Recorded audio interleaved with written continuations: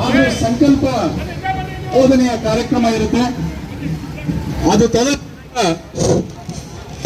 ಎಲ್ಲರಿಗೂ ಕೂಡ ತಿಂಡಿ ವ್ಯವಸ್ಥೆ ಇದೆ. ದಯಮಾಡಿ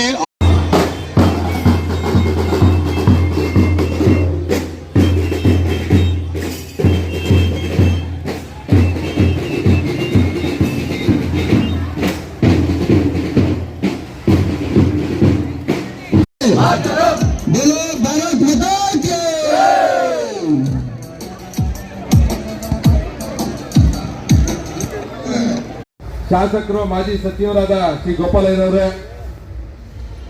ಕೇಂದ್ರ ಜಿಲ್ಲೆಯ ಅಧ್ಯಕ್ಷರು, ಸ್ನೇಹಿತರು ಆದಂತ ಸಪ್ತಗಿರಿ ಗೌಡ್ರೆ, ಈ ಕಾರ್ಯಕ್ರಮದ ರೂವಾರಿಗಳು, ಮಾಜಿ ಶಾಸಕರು, ನಮ್ಮೆಲ್ಲ ಜನಪ್ರಿಯ ಮಾಜಿ ಶಾಸಕರಾದ ನೆಲ ನರೇಂದ್ರ ಬಾಬು ಅವರೇ,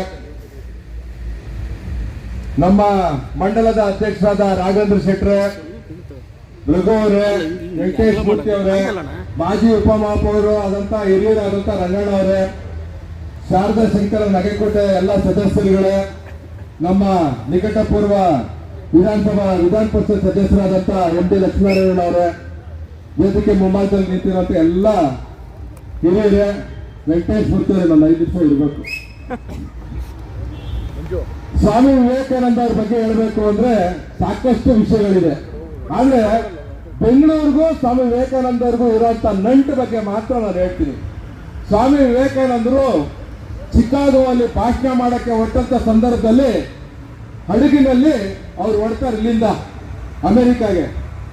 ಆ ಹಡಗಿನಲ್ಲಿ ಹೋಗೋದಕ್ಕೆ ಖರ್ಚು ವೆಚ್ಚನ ಭರಿಸಿದವರು ನಮ್ಮ ಮೈಸೂರು ಮಹಾರಾಜರಾದಂತ ನಾಲ್ವಡಿ ಕೃಷ್ಣರಾಜೇಂದ್ರ ಒಡೆಯರ್ ಅವರು.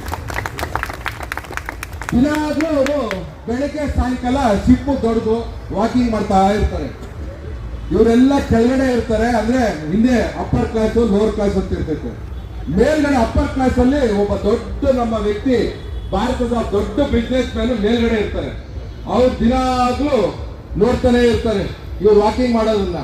ಕೊನೆಗೆ ಒಬ್ರಿಗೆ ಹೇಳ್ ಕಳಿಸ್ತಾರೆ, ದಯವಿಟ್ಟು ಅವ್ರನ್ನ ಕರ್ಕೊಂಬನ್ನಿ, ಒಂಚೂರು ಮಾತಾಡ್ಬೇಕು, ಬೆಳಿಗ್ಗೆ ತಿಂಡಿ ಕರ್ಕೊಂಬನ್ನಿ.